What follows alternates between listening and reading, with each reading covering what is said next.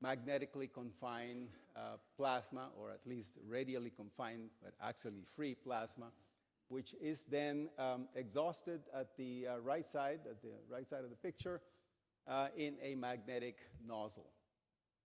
The propellant for this rocket is pretty much any gas that you choose to use. We have been working with argon, but we have run it with krypton, with xenon, with deuterium, hydrogen, and we can even see the possibility of various mixtures of propellants, depending on the thrust level that you want and the specific impulse, which are variables. So this is essentially the sort of the physics of the engine, and we have gone through a very long process of developing these engines back in the 1980s, when the first experiments were done at MIT. These things were massive. You know, the magnets were so heavy, and the RF generators were the size of a room. They were all tube-based, and people found it very difficult to believe that such an engine could be built, that could be in a small enough and light enough package to send into space. Of course, we have now reached that point. The magnets are not conventional magnets, as you see here. These are the magnets we use today are superconductors, and we're moving to high-temperature superconductors, which are very lightweight and very capable of very high current.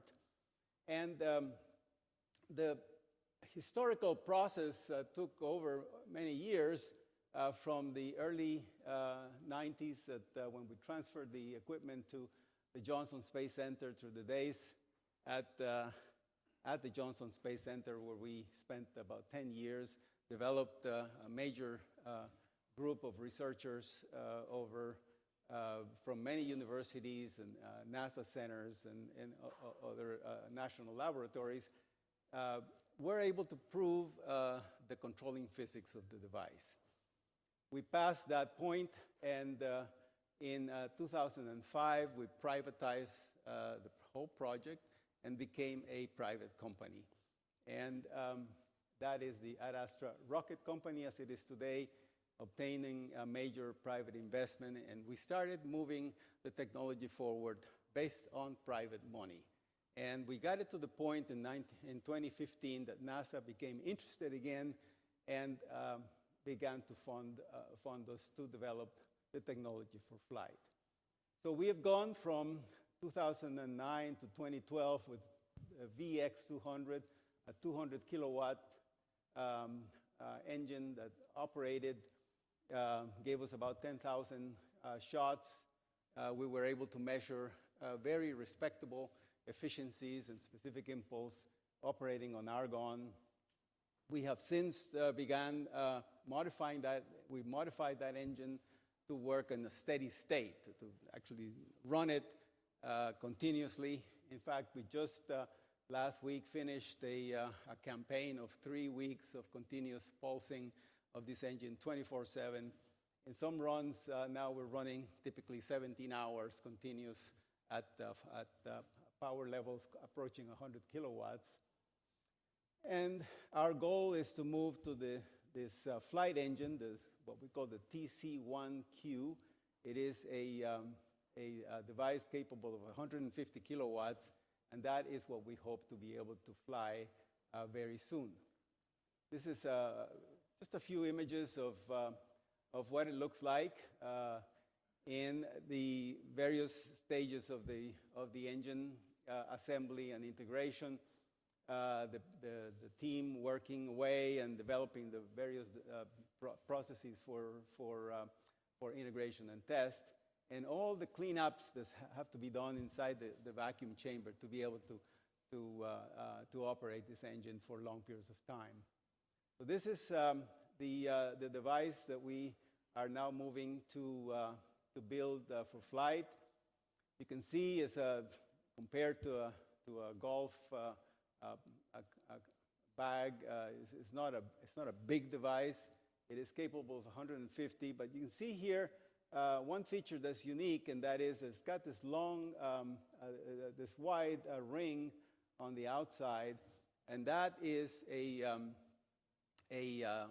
bucking coil that we have decided to integrate to avoid any kind of unwanted magnetic torque caused by the Earth magnetic field, because we're going to be near the Earth operating, and we want to be able to have a zero net magnetic torque. We can do this in two ways. We can do it this way, or we can have two engines, one firing sort of with a right-handed screw and the other one with a left-handed screw. Essentially, they do the same thing. But we decided to just build one and integrate this not into a dipole, but into a quadrupole. And this works quite well. So we are planning to do this demo probably in the 2022 time frame as a joint project with NASA and DARPA and a private collaboration. This has been our journey all the way since the beginning of the company. As you can see, gradually raising the TRL of the technology all the way to 2015 when NASA gave us the Next Step award, which bumped the technology further. We're now past that dash line, moving to this 100-hour test, which we hope to accomplish in the next few weeks. And after that, we will go to build the TC1Q and then move to an actual flight. So this is what I had for you today.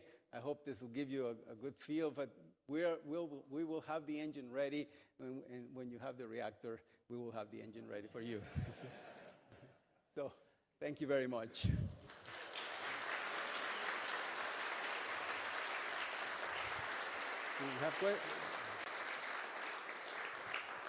I don't know. Entertain some questions? Yeah. Questions? Yeah, sure. I'm happy to answer questions. There's one. Yes. Yes, sir. Hi.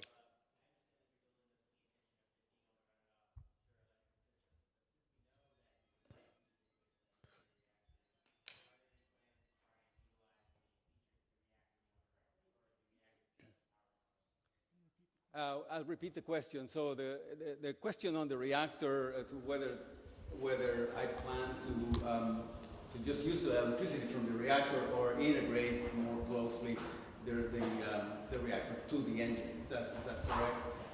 Well, we have a lot of thoughts of how this integration could take place.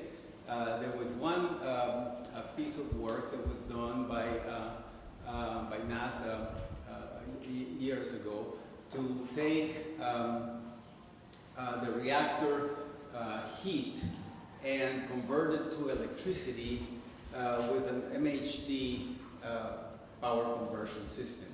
And this MHD requires the generation of a sort of weakly ionized flow. And, of course, the presence of a strong magnetic field. That's one of the things that is required.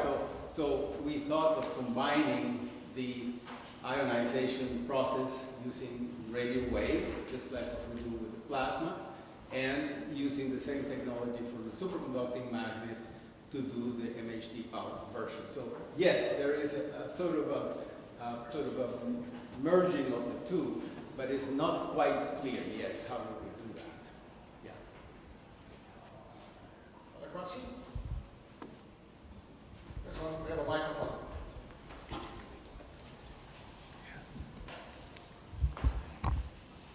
Since you have a demo flight planned in the 2022 timeframe, are there any more technology hurdles at the component level that need to be overcome, such as magnets or anything like that, or is it more of an integration issue for Air Force? It's purely integration at this point. The greatest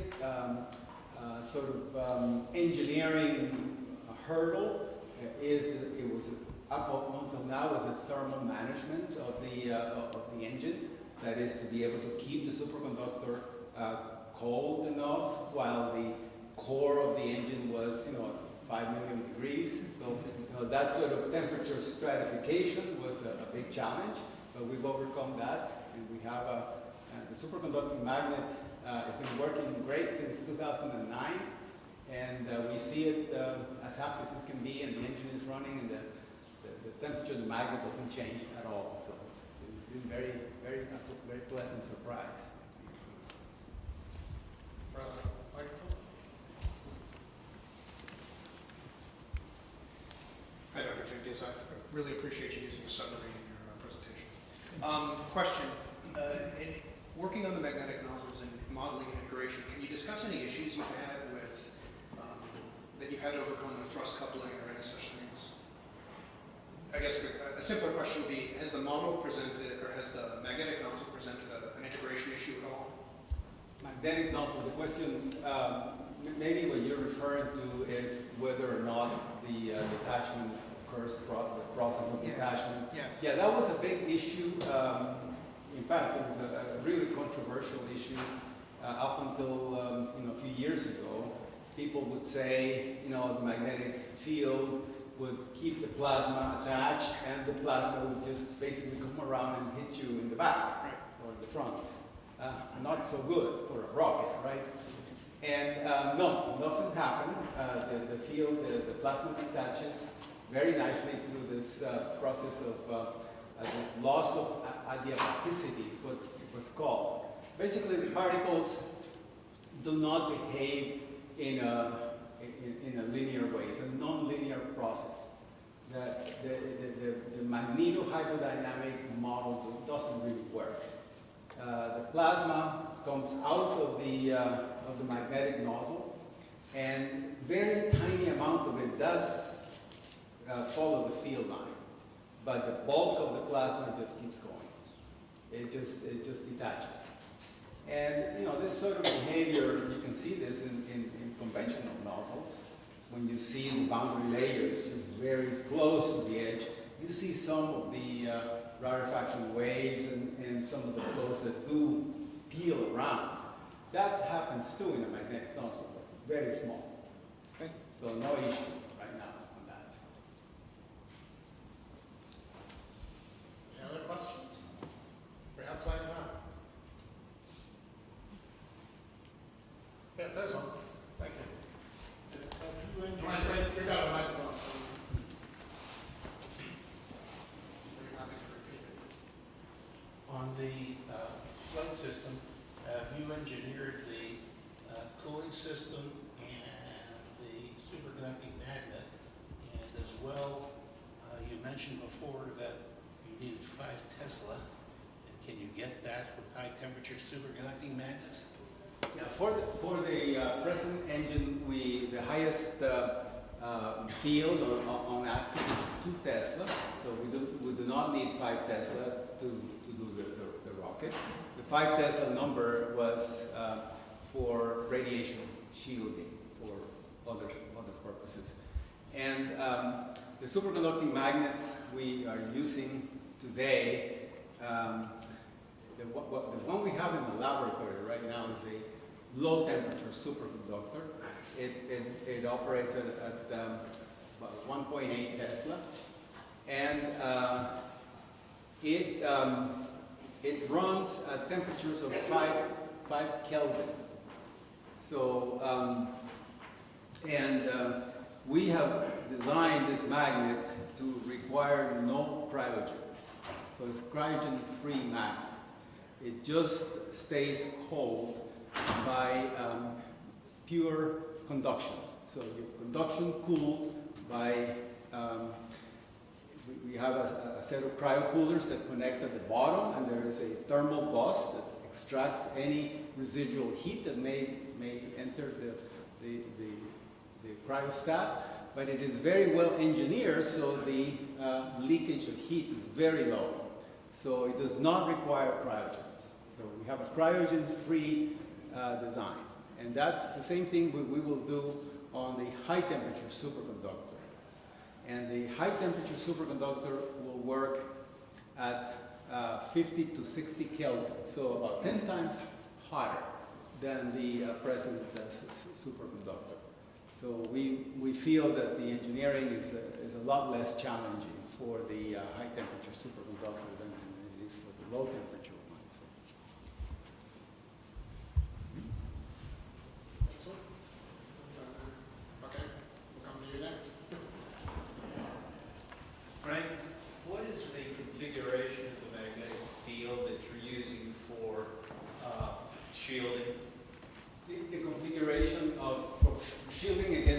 radiation for human. Yeah, the configuration is, you can imagine a toroidal. It's a lot like a tokamak in some ways. For those of you who are in fusion, is a set of coils that form like a slinky, a toroid, and the field is confined to the inside of the torus. There's zero field in the hole of the donut, so to speak, which is where the crew will be. We don't want the crew to be subjected to, 5 Tesla or 10 Tesla fields. That's not a good idea. So what we have is a field which is confined to this ring, which would be a flat toroid wrapped around the whole ship. And of course, we intend to put this magnet really inside the doors of liquid hydrogen, which will have the right temperature to be able to cool it to the superconducting conditions. And so, we will then do not just magnetic shielding, but also hydrogen shielding. So we'll do both. It will be a two-punch kind of approach. So this is the field that's generated essentially by the colloidal field laws. The field is generated by the toroidal field coils. Exactly, yes. So you mentioned designing for versatility both with the power source, but I was wondering if you could speak a little bit about mission architecture and with the recent focus on lunar activities. What does VASIMR enable in that realm? In that realm, what we enable is the transportation of cargo. It's not the VASIMR is not a good rocket for short distances, for places that are nearby, because it takes a while for it to accelerate at very high velocity. So you need room. You need to go to Mars or go further. So for lunar operations, the beauty of it is that it can deliver a very high payload. It takes a long time to get there because it uses solar power. But the specific impulse is very high. It's 5,000 seconds. So it's about 10 times what you would get from a chemical rocket. So the advantage there is you can transport a lot of cargo if you don't have to do it overnight. And so that's our business model is essentially the logistics business of space right now in our company. Another question over there. Any over here?